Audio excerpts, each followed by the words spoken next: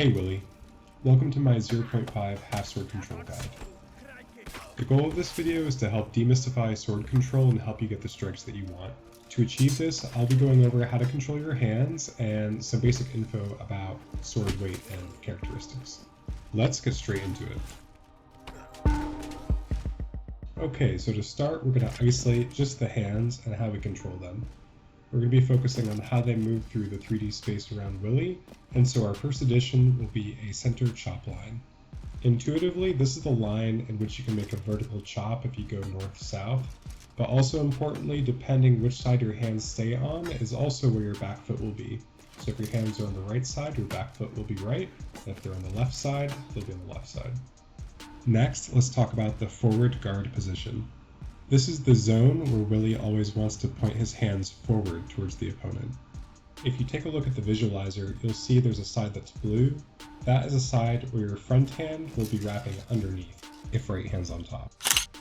You can see that here as we zoom in on the left side with default right hand on top. It wraps underneath, which angles the sword wider. So to recap, on this side, it will point off target, and on the other, it will be pointed more towards the opponent. I can show this further by swapping hands. When I swap hands on the left side, my left hand is on top, and now I point towards the opponent. To me, this range feels like a tight semicircle, and at the top of it, you have a nice diagonal block at the top right and the top left of it. Really nice for blocking diagonal strikes.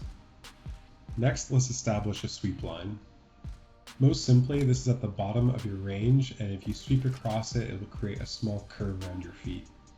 This is where you can launch your upward strikes from, and also it's an important range to know for if you're going to target the opponent's feet. If the sweep line represents the bottom of your range, then the top of your range is what I like to call the umbrella. Up here, your sword will point behind you, and you're fully prepped for an attack in the opposite direction. Your hands will typically be here when you're about to prepare a big strike, when you're recovering from a strike, or for circular preparatory motions. Putting together the umbrella and the sweep line gives you a sense of your maximum range of motion.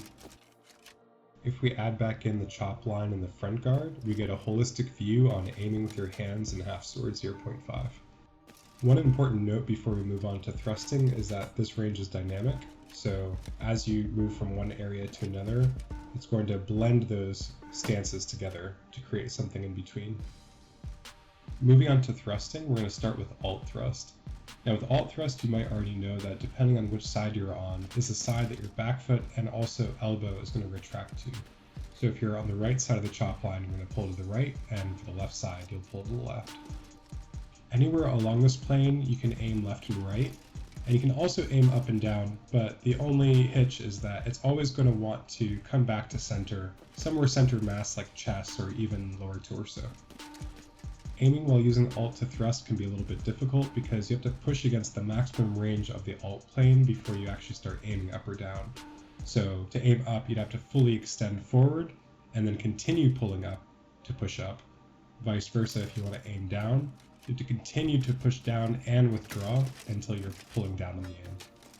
One final note about alt thrust is that Willie remembers how extended he was even when you let go of alt.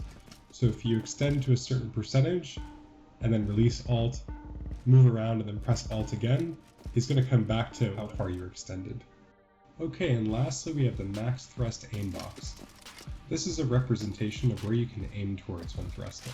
You can still land thrusts outside of this range, but this is where your hands are pointed towards.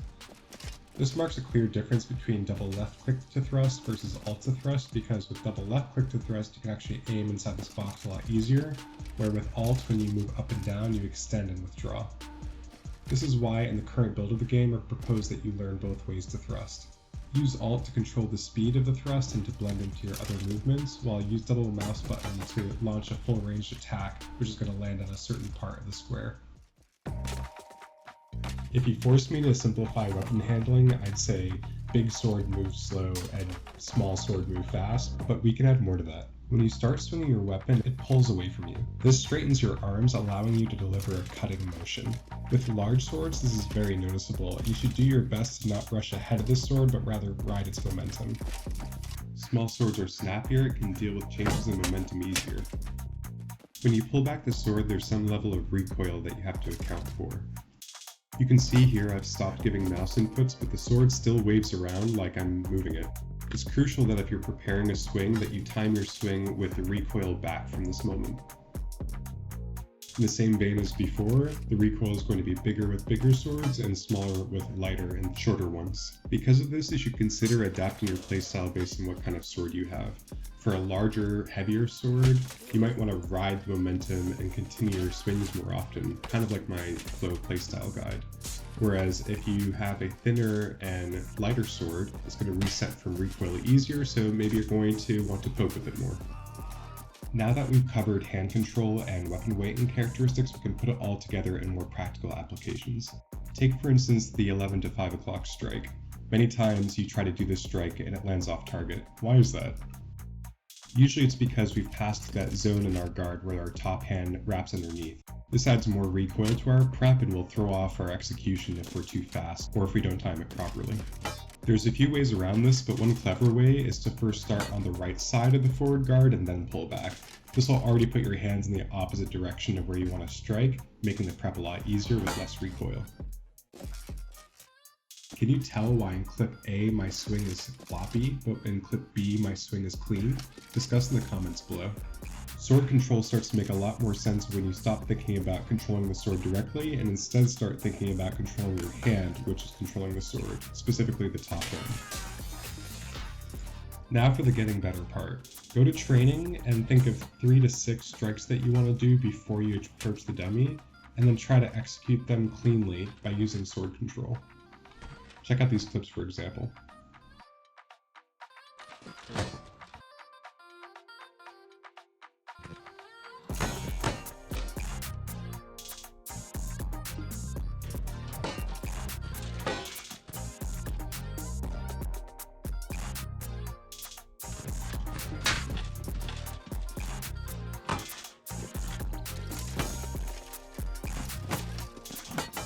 When things go wrong, try to figure out how you could have improved it, and when things go right, try to replicate it.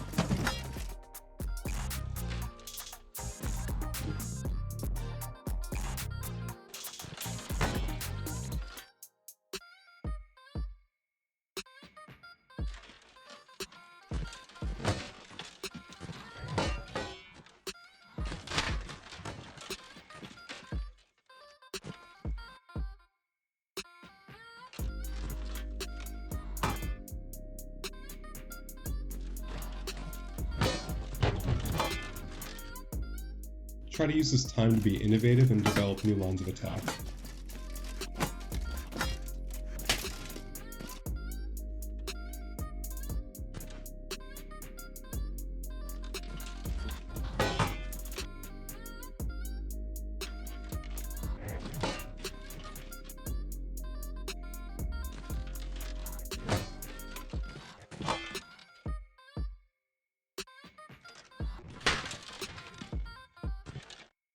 That's it for the video today. Thanks so much for watching. If you found this sword control guide helpful, please drop a like. It lets me know that you enjoyed the video or you found it helpful.